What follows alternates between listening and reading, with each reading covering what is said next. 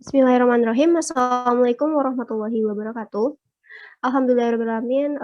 Puji dan syukur kita panjatkan kepada Allah Subhanahu wa Ta'ala, di mana pada hari ini kita masih bisa melaksanakan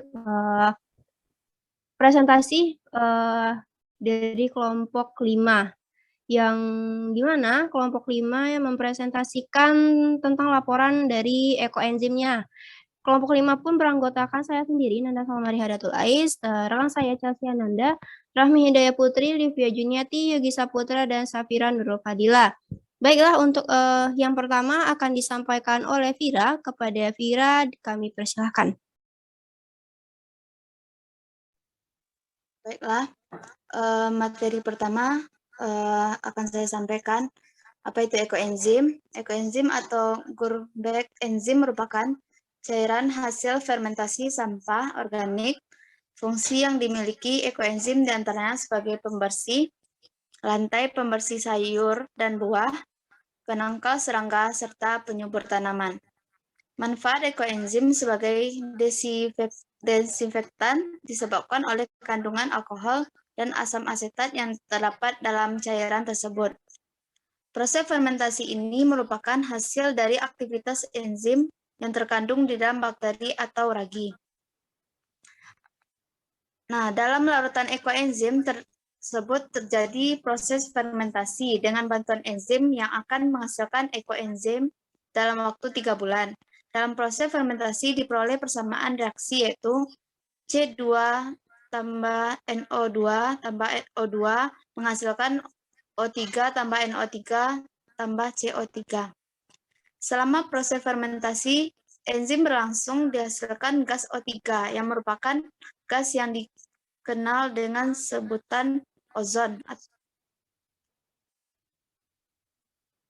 Pembuatan ekoenzim memberikan dampak yang luas bagi lingkungan secara global maupun ditinjau dari segi ekonomi.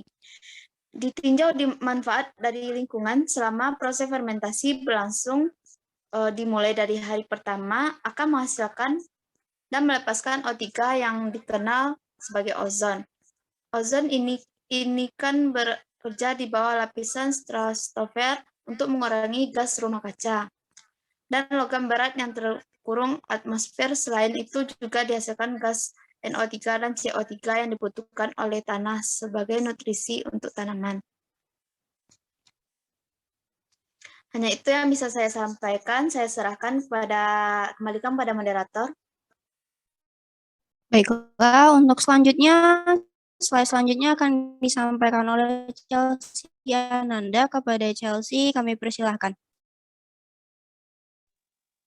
Terima kasih, Pak Moderator. Selanjutnya yaitu sebagaimana diketahui jika satu kandungan dalam ekoenzim adalah asam asetat atau H3COOH yang dapat membunuh kuman, virus, dan bakteri. Sedangkan kandungan enzim itu sendiri adalah lipase, tripsin, amilase, dan mampu membunuh atau mencegah bakteri patogen. Selain itu juga dihasilkan NO3 atau nitrat dan CO3 atau karbon trioksida yang dibutuhkan oleh tanaman sebagai nutrien. Dari segi ekonomi, pembuatan ekoenzim dapat mengurangi konsumsi untuk membeli cairan, pembersih lantai, ataupun pembasmi serangga.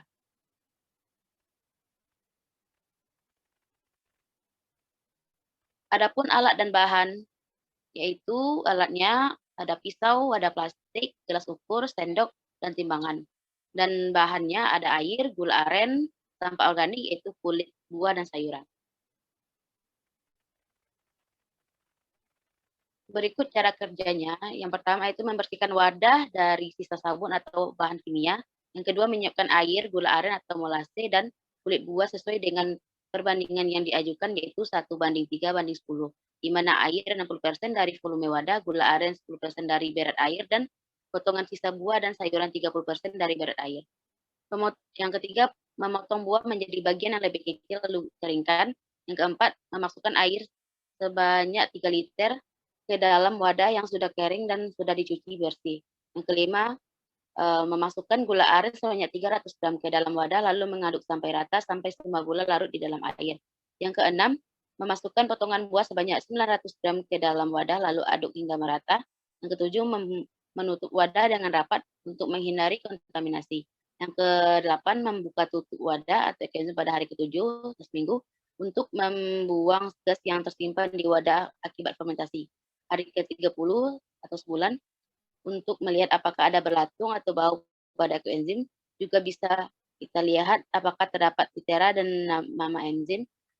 Dan hari ke-90, 3 bulan ekoenzim siap dipanen.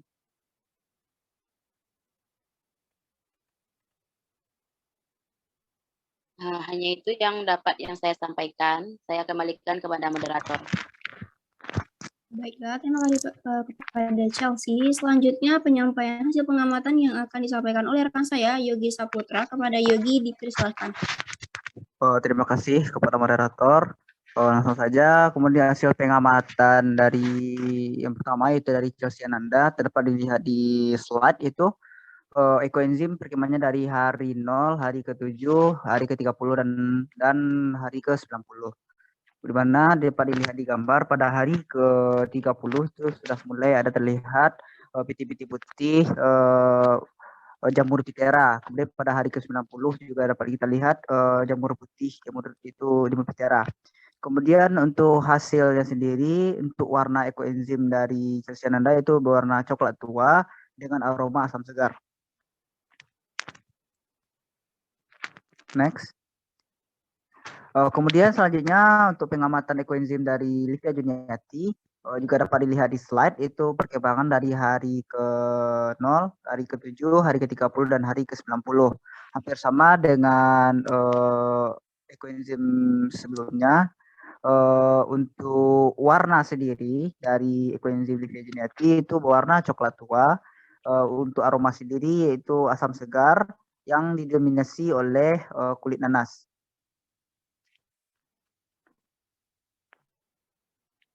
Kemudian selanjutnya itu ekoenzim Nanda Salma. Untuk perkembangan dari hari ke-0 sampai hari ke-90 juga dapat dilihat di slide bagaimana perkembangannya. Untuk keterangan dari warna sendiri, warna ekoenzimnya berwarna coklat pudar dan beraroma asam segar.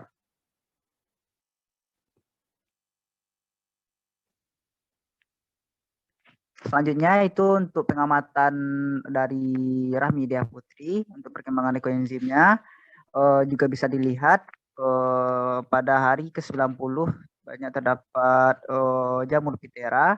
Kemudian untuk warnanya sendiri berwarna coklat tua, kemudian aroma asam segar.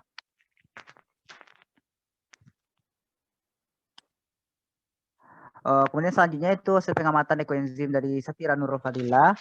Juga dapat dilihat di slide perkembangan dari hari 0 sampai hari ke-90.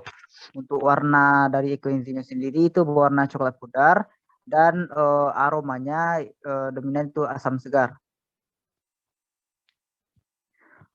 Terakhir hasil pengamatan ekoenzim saya sendiri Yogi Saputra juga dapat dilihat dari slide perkembangan dari hari ke-0 sampai hari ke-90. Di mana pada hari ke-90 di sini setelah saya buka tutup wadah ekoenzimnya juga banyak terdapat jamur pitera. Kemudian untuk warnanya sendiri itu warna coklat pudar, aroma hampir sama dengan yang lainnya itu beraroma asam segar. Mungkin untuk hasil pengamatan sekian, saya kembalikan kepada moderator. Terima kasih kepada Yogi yang telah memaparkan hasil pengamatan. Selanjutnya pembahasan yang akan disampaikan oleh rekan saya Livia. Kepada Livia dipersilakan. Baik, terima kasih kepada moderator. Selanjutnya kita masuk ke bagian pembahasan. Next.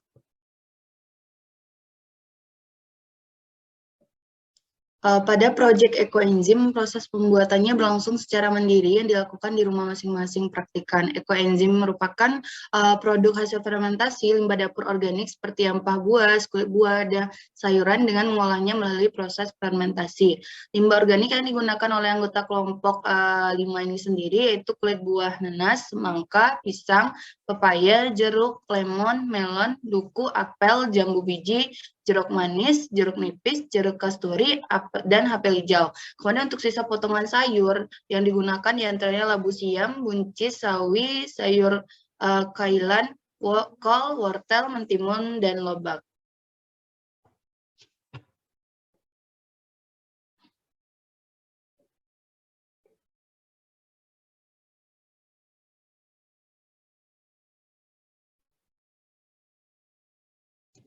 Proyek ekoenzim ini dilakukan selama 3 bulan, yang mana rata-rata melakukan pembuatan ekoenzim ini pada akhir bulan Agustus 2021. Pengamatan dilakukan sebanyak 3 kali, yaitu setelah 7 hari, setelah 30 hari, dan 90 hari. Setelah 7 hari, fermentasi pada ekoenzim tersebut terdapat endapan yang berwarna coklat, mengeluarkan aroma buah yang segar, adanya potongan sayur yang mengapung dan menghasilkan gas. Kemudian secara umum pada ekoenzim anggota kelompok pada hari ke-7 ini belum muncul jamur, namun ada di beberapa anggota lainnya itu sudah muncul jamur. Pengamatan ekoenzim pada hari ke-30 tidak begitu mengalami perubahan sangat signifikan, sama sedikit mirip dengan hari ke-7, di mana di hari ke-30 juga terdapat jamur yang jamurnya bertambah banyak dari sebelumnya, juga mengeluarkan aroma buah yang segar, namun untuk gas yang dikeluarkan pada hari ke-30 tidak terlalu banyak.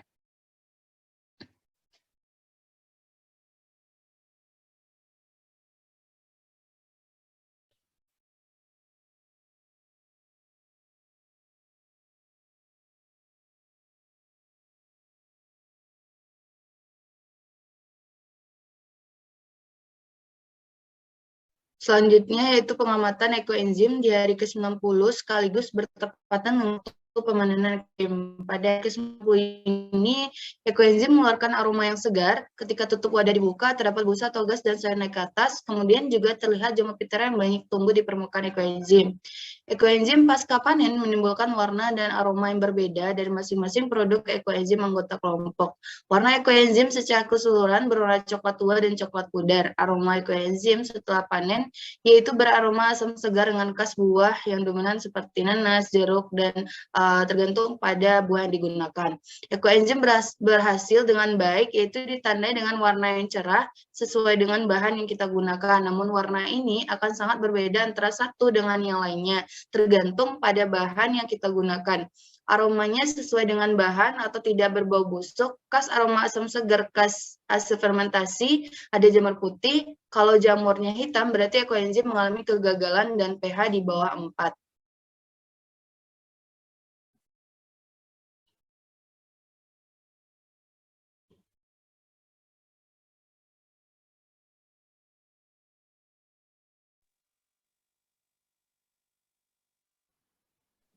Baiklah, mungkin sekian dapat saya sampaikan. Saya kembalikan lagi kepada moderator.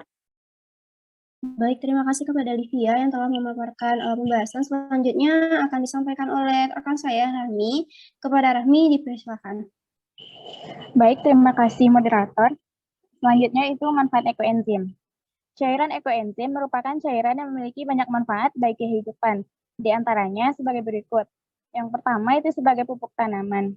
Ekoenzim berguna untuk menyuburkan tanah dan tanaman, menghilangkan hama dan meningkatkan kualitas dan rasa buah dan sayuran yang ditanam. Cara menggunakannya itu dengan mencampur 30 ml ekoenzim ke dalam 2 liter air. Masukkan campuran larutan air dan ekoenzim ke dalam botol semprot dan semprotkan ke tanah sekitar tanaman atau langsung ke tanaman kalau tanamanmu terkontaminasi oleh hama. Yang kedua itu sebagai pengusir hama. Ekoenzim sangat efektif untuk mengusir hama tanaman seperti anggrek dan sayur-sayuran, bahkan hama atau hewan yang mengganggu di sekitaran rumah, seperti kecoak, semut, lalat, nyamuk, dan serangga lainnya. Dengan mencampurkan 15 ml ekoenzim ke dalam 500 ml air. Masukkan campuran larutan air dan ekoenzim ke dalam botol semprot dan semprotkan ke area yang kamu targetkan untuk bebas hama.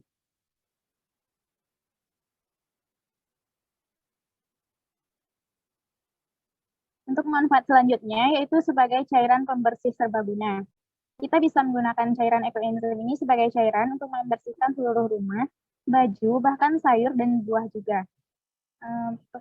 Caranya yaitu siapkan larutan ekoenzim dan air setiap kali pakai atau dengan maksimal waktu penyimpanan 7 hari. Penyimpanan lebih dari 7 hari akan menyebabkan bakteri yang ada pada air tumbuh dan merusak larutan pembersih.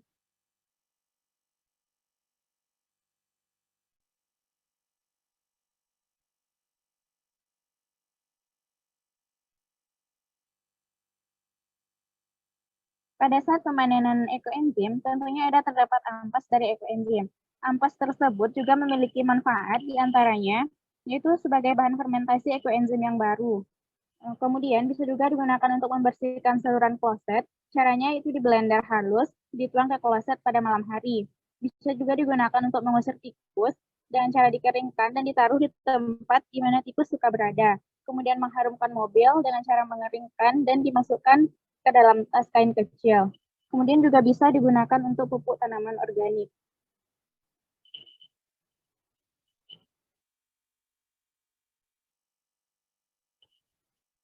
Pitera dan mama enzim juga memiliki manfaat. Pitera dan mama enzim sebagai alat alternatif perawatan wajah. Pitera dapat dimanfaatkan sebagai masker wajah berkualitas tinggi dan mama enzim dapat dimanfaatkan sebagai masker wajah penutup luka dan pereda demam. Pengaplikasian dari ekoenzim ini digunakan untuk menyiram tanaman, membersihkan kaca, dan membersihkan lantai.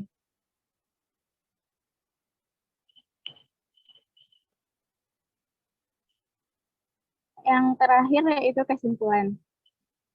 Adapun kesimpulan yang dapat dari praktikum ini yaitu ekoenzim merupakan produk hasil fermentasi limbah dapur organik seperti ampas buah, kulit buah, dan sayuran dengan mengolahnya melalui proses fermentasi. Yang kedua, pembuatan ekoenzim dibuat dengan gula, sisa-sisa buah dan sayur, serta air dengan perbandingan 1:3:10.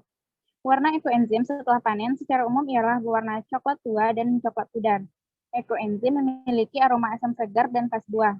Selanjutnya, ekoenzim memiliki banyak manfaat, diantaranya sebagai cairan pembersih serbaguna, sebagai pupuk tanaman, dan sebagai pengusir hama. Dan terakhir, Pitera dan mama enzim berguna untuk perawatan wajah. Demikian yang dapat saya sampaikan, saya kembalikan kepada moderator. Baik, terima kasih kepada Rahmi yang telah menyampaikan hasil akhir atau dan kesimpulan dari ekoenzim kelompok 5. Mungkin itu yang hanya dapat kelompok 5 sampaikan, lebih dan kurangnya mohon maaf. Terima kasih. Wassalamualaikum warahmatullahi wabarakatuh.